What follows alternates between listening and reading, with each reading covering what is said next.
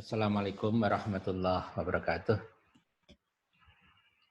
Jumpa lagi dalam mata kuliah Teknologi Informasi untuk Sektor Publik di program studi informatika program Magister Universitas Islam Indonesia. Kali ini kita akan mendiskusikan masalah partisipasi publik di Indonesia. Kasus yang kita angkat hari ini adalah kasus partisipasi publik di Kota Bandung. Melanjutkan diskusi kita pekan yang lalu, kita sudah membahas partisipasi publik di Kota Yogyakarta. Nah, ini diharapkan akan memberikan perspektif pelengkap. Ada pendekatan yang berbeda antara Kota Yogyakarta dan Kota Bandung. Tapi sebelum kita mendiskusikan kasus tersebut, ada baiknya kita coba lihat lagi peran media sosial di sektor publik dan juga kemungkinan-kemungkinan yang diberikannya. Di Kota Yogyakarta pekan lalu kita mendiskusikan bahwa penggunaan media sosial di sana masih sangat minimal, lain halnya di Kota Bandung. Nah, kita lihat, ada beragam misi yang bisa diemban oleh sosial media dalam sektor publik. Yang pertama adalah meningkatkan transparansi. Nah, ini gunanya apa? Diharapkan ini akan mengedukasi publik dengan beragam informasi yang relevan. Nah, di sini pemerintah bisa dengan serius, secara rutin, memberikan informasi yang relevan untuk diketahui oleh publik. Dampak yang diharapkan dari misi ini adalah adanya akuntabilitas dan kepercayaan. Karena semakin publik tahu apa yang dilakukan oleh pemerintah, diharapkan publik semakin percaya kepada pemerintah. Yang kedua adalah misi partisipasi. Tujuannya adalah untuk meningkatkan engagement. Bagaimana publik ini terlibat dalam banyak hal yang dilakukan oleh pemerintah. Nah, ini taktiknya, kalau tadi itu one way push, dari informasi yang disampaikan ke publik oleh pemerintah, di sini adalah two way pull. Nah, jadi di sini ada komunikasi dua arah antara publik dan pemerintah. Tujuannya bermacam-macam di sini. Bisa untuk konsultasi, publik bertanya terkait dengan banyak hal kepada pemerintah. Bisa juga pelibatan publik dalam beragam pengambilan keputusan atau untuk meningkatkan kepuasan publik terhadap layanan-layanan pemerintah. Ini yang kedua, misi kedua. Kemudian misi ketiga adalah kolaborasi. Nah, goal-nya menjadi sangat berbeda dengan yang pertama. Di sini diharapkan ada aksi bersama antara pemerintah dan publik. Sehingga interaksinya menjadi dua arah. Nah, taktik yang dilakukan bisa membangun jaringan, bisa juga membuka peluang pada publik untuk bersama-sama pemerintah mendesain layanan-layanan. Dampaknya bisa beragam. Salah duanya adalah membangun komunitas. Jadi akan banyak komunitas yang bisa terbangun dengan pendekatan ini. Termasuk juga membuat isu-isu jaringan untuk menggerakkan warga. Nah, ini perspektif besar, kira-kira apa yang bisa dilakukan oleh media sosial di sektor publik.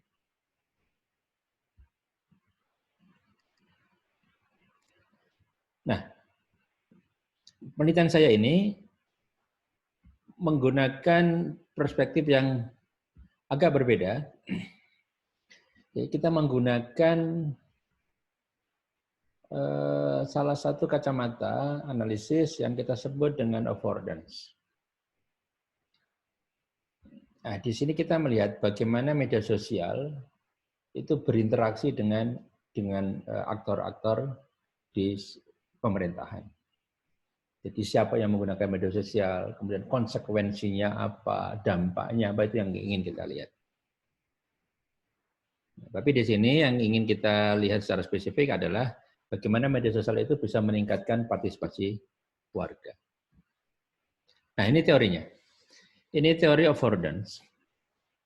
Affordance adalah kemungkinan-kemungkinan tindakan yang mungkin terjadi ketika sebuah artefak, dalam hal ini adalah artefak teknologi informasi atau secara spesifik adalah media sosial, dengan konteksnya. Sebagai contoh misalnya, kalau ini adalah artefak, ketika saya sebagai aktor berinteraksi dengan artefak, kira-kira apa yang bisa saya lakukan dengan ini? Anda mungkin bisa secara mudah bahwa air mineral ini bisa memungkinkan saya menghilangkan rasa haus. Itu pemikiran yang sangat normal. Tapi mungkin Anda juga berpikir yang lain. Ternyata ini bisa digunakan untuk banyak hal. Bahkan katakanlah untuk cuci muka, atau untuk mandi, atau bahkan untuk melempar sesuatu. Inilah affordance. Mencuci muka, menghilangkan haus, melempar ke sesuatu, ini adalah affordance. Jadi kemungkinan tindakan yang mungkin dilakukan ketika sebuah artefak berinteraksi dengan pelakunya dalam sebuah konteks. Nah, kalau ini kita ganti dengan sosial media, ini adalah Kota Bandung, nah, kira-kira affordance yang mungkin ada apa? Nah, kemudian ada proses bagaimana affordance itu dipersepsikan. Tadi adalah contoh bagaimana kita mempersepsikan affordance. Kemudian bagaimana diaktualisasikan. Ketika saya menganggap bahwa air mineral bisa digunakan untuk cuci muka, pertanyaannya, akan saya lakukan tidak? Ini adalah affordance. Dan ketika sudah saya lakukan, dampaknya apa? Tetapi supaya ini translasi dari persepsi menjadi aktualisasi, maka perlu ada faktor. Entah faktor yang memungkinkan, memampukan, ataukah faktor yang menghambat. Sebagai contoh, ini air mineral, ini persepsinya bisa untuk cuci muka, membersihkan muka. Pertanyaannya ketika ini saya aktualisasi, jadi faktor atau tidak saya aktualisasi, ini ada faktor. Misalnya, karena saya di kantor, saya masih bekerja, baju tidak boleh basah, maka tidak saya gunakan untuk cuci muka. Sehingga ada faktor yang menghambat. Tapi ketika saya di sebuah daerah, kemudian tidak ada air yang bisa saya akses, wajah saya kotor, penuh lumpur, dan hanya ada air mineral, maka saya akan menggunakan untuk mencuci muka. Inilah enabling. Dampaknya apa? Muka saya menjadi bersih. Itu kira-kira. Jadi, bingkai teoritis untuk mata kuliah ini atau diskusi kali ini adalah teori affordance. Nah, ini data yang saya gunakan. Ada wawancara dengan berbagai aktor di lapangan. Ini ada 7 aktor yang kita wawancarai, mulai dari Sekretaris Dinas Kominfo, Sekretaris Dinas Kesehatan, sampai di Wakil Kepala Desa di sini. Dengan beragam pendekatan, total wawancara ada 540 menit. Ini kira-kira berapa jam? Lagi 60. 9 jam. 9 jam kami lakukan di Kota Bandung. Nah, kemudian data yang kita kumpulkan, ini kita lakukan pengkodean, ada kodifikasi. Nah, kodifikasinya mulai kodifikasi terbuka, kemudian juga kodifikasi selektif. Nah, kita ingin melihat data yang ada itu kita petakan ke dalam 4 konsep. Yang pertama adalah persepsi, yang kedua adalah aktualisasi, yang ketiga adalah dampak atau efek, yang keempat adalah faktor-faktor apa yang menghambat atau memungkinkan atau memampukan bahwa persepsi itu diterjemahkan menjadi aktualisasi. Temuannya sangat menarik, tapi sebelum ke sana kita akan lihat bagaimana publik itu berpartisipasi atau berinteraksi dengan pemerintah di Kota Bandung. Kalau kita lihat di sini, publik mempunyai beragam kanal untuk memberikan informasi, pesan, pertanyaan, atau bahkan komplain kepada pemerintah Kota Bandung. mulai datang secara fisik, melalui telepon, melalui surat, radio, Twitter, email, website, bahkan dengan lapor. Ini adalah sistem partisipasi publik yang dikembangkan oleh kantor staf presiden, yang digunakan oleh banyak lembaga pemerintah di seluruh Indonesia. Kemudian ketika laporan ini masuk, maka akan ada tim khusus yang menghandle atau menangani. Ini ada yang diarsip, ada yang dilaporkan, ada yang dikirimkan ke dinas terkait. Ini tergantung jenis pesannya apa. Kalau pesan yang itu kelihatan tidak relevan atau sampah, kira-kira seperti itu, maka diarsip saja. Tidak perlu tindak lanjut. Tetapi ketika itu memerlukan proses, tindak lanjut, tanggapan, dan itu cukup ditangani oleh dinas terkait, maka dikirimkan ke dinas. Ini ada waktu yang diset, hitungkan di sana. Berapa lama. Dan ada juga yang memerlukan perhatian khusus. Sampai misalnya ke inspektorat, misalnya ada dugaan korupsi dan lain-lain. Nah, tim ini juga memberikan laporan secara rutin kepada sekretaris daerah. Ini proses yang terjadi di Kota Bandung. Nah, ini kita lihat. Kita lihat dari aktualisasi. Karena persepsinya menarik, jadi Pak Wali Kota itu menganggap bahwa penggunaan sosial media adalah bagian tak terpisahkan untuk tetap dekat dengan rakyat. Sehingga ketika beliau dilantik, maka semua kantor pemerintah, mulai dari desa, kecamatan, dinas, itu harus membuat beberapa akun. Mulai akun Twitter, akun email, akun Facebook, dan semuanya ini harus digunakan untuk berkomunikasi dengan rakyat. Sehingga ketika kita ke lapangan, kita dapat data, kita analisis, ada aktualisasi dari affordance yang kita temukan. Yang pertama misalnya, bahwa penggunaan media sosial itu memfasilitasi komunikasi langsung antara pemerintah dengan warga. Ini menarik, ini ini barang mewah ini. Ketika dulu misalnya pada suatu masa di Indonesia komunikasi itu tidak akan terjadi karena pengambilan keputusan sangat elitis, hanya melibatkan orang-orang penting di pemerintahan. Kemudian yang kedua, penggunaan sosial media juga bisa mengundang warga untuk berpartisipasi. Misalnya Pak Wali Kota menulis di Twitter, mari kita jalankan aktivitas bersama pungut sampah misalnya, atau ada kampanye tertentu, itu bisa menarik partisipasi publik atau warga.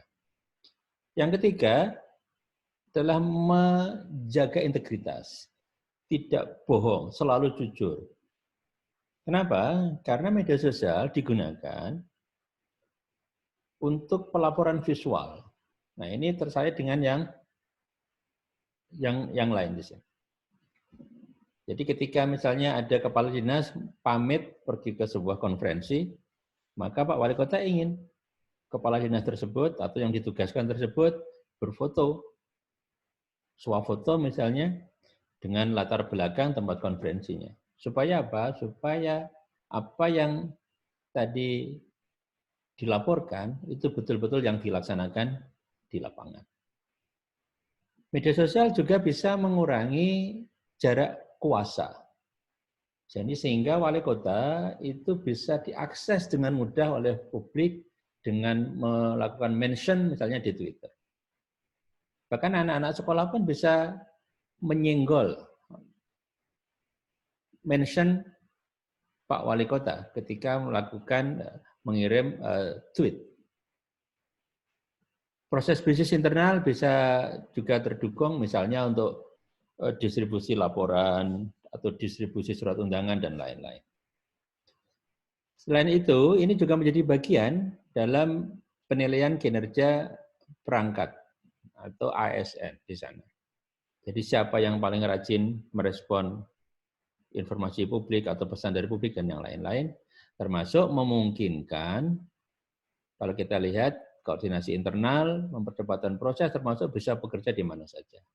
Ini adalah aktualisasi dari affordance yang kita temukan di Kota Bandung. Nah, dampaknya apa? Dampaknya kalau kita lihat minimal ada 6. Yang pertama adalah partisipasi publik ini membaik. Misalkan gerakan pungut sampah yang dilakukan sepekan 3 kali, jalan. Publik terlibat, Bandung menjadi bersih. Misalnya.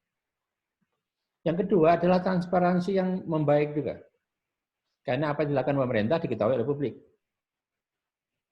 Ini sangat penting untuk meningkatkan kepercayaan publik.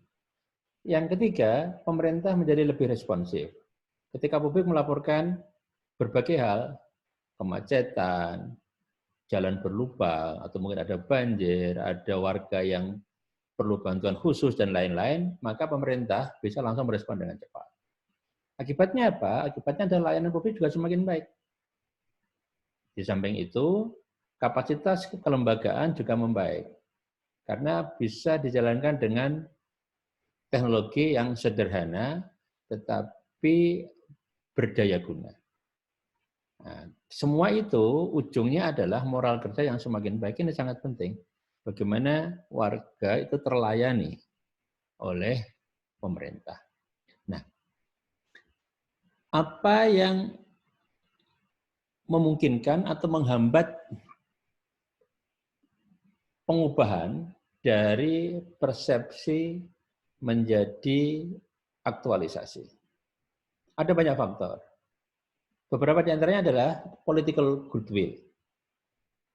Ketika wali kota itu sudah memutuskan menggunakan media sosial untuk berkomunikasi dengan publik, maka dia juga harus siap dengan kritik, dengan hujatan bahkan, dengan teror dan yang lain-lain.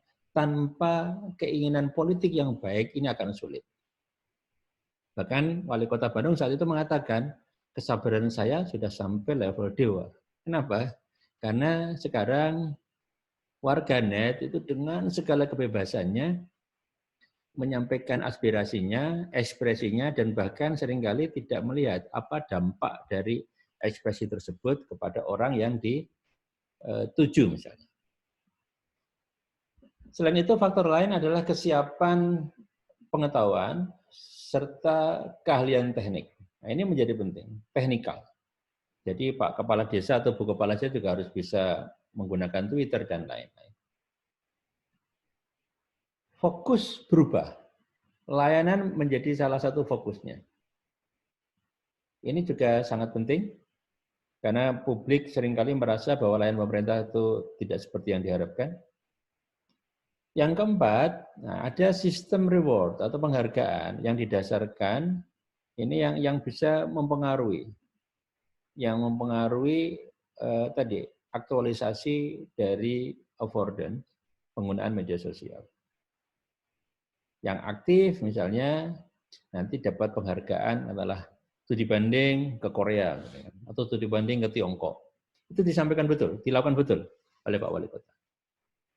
Penggunaan sosial media di kalangan warga juga sangat mempengaruhi. Ketika warga ini banyak menggunakan sosial media atau media sosial, maka punya alasan pemerintah lokal adalah menggunakan itu untuk berkomunikasi dengan warga. Karena nyambung akhirnya warga yang aktif ditambah pemerintah yang aktif. Tetapi sebaliknya ketika warga tidak menggunakan media sosial dan pemerintah menggunakan, bisa jadi ini bertepuk sebelah tangan. Dukungan dari DPRD juga sangat kuat di Bandung, termasuk di sini budaya untuk transparan. Karena ketika kita sudah siap membuka diri di media sosial, maka kita harus siap transparan. Nah, untuk diketahui oleh publik. Nah, ini kira-kira rangkumannya. Jadi ada persepsi di sini, tadi saya sampaikan, bahwa wali kota pada saat itu mempunyai persepsi yang sangat baik, peluang-peluang, kemungkinan-kemungkinan yang bisa difasilitasi oleh media sosial. Dan inilah akhirnya yang dipersepsikan dan akhirnya ini diaktualisasikan di sini. Dan ada dampaknya, kita sudah bahas, inilah faktor-faktor yang menghambat atau memungkinkan. Memungkinkan persepsi ini menjadi aktualisasi. Nah, kita lihat di sini, ada beberapa hal. Yang pertama adalah barang yang sama atau artefak yang sama dalam ini adalah Twitter, sebagian besar teknologi yang digunakan pada saat itu di tangan Kota Bandung, pemerintah Kota Bandung dengan arahan, dengan contoh dengan dukungan dari wali kota ternyata bisa memberikan banyak manfaat. Tidak hanya internal pemerintah untuk komunikasi, tetapi juga lebih penting lagi adalah bagaimana pemerintah menggunakannya untuk komunikasi dengan warga. Tentu saja Anda bisa temukan hal-hal yang mirip seperti ini di kota lain, di kabupaten lain dengan pendekatan yang berbeda. Sehingga di sini yang tidak kalah penting tadi adalah faktor kontekstual ini sangat menentukan. Jadi hal yang sama dilakukan di tempat lain belum tentu bisa berjalan seperti yang ada di Kota Bandung. Anda bisa membayangkan kira-kira kalau kreativitas seperti ini, inovasi seperti ini, itu bisa dilakukan di banyak tempat. Saya yakin demokratisasi menjadi lebih baik. Karena warga merasa suaranya didengar, dan pemerintah betul-betul mendengarkan dan menggunakannya untuk pengambilan keputusan, untuk pemodelan kebijakan, dan lain-lain. Sehingga kata kuncinya bukan hanya media sosial, tapi bagaimana media sosial itu didesain penggunaannya sehingga betul-betul bisa memberikan dampak yang terbaik tidak hanya untuk pemerintah tetapi juga untuk publik. Terima kasih. Sekian untuk pertemuan kali ini. Mudah-mudahan bermanfaat. Wassalamualaikum warahmatullahi wabarakatuh.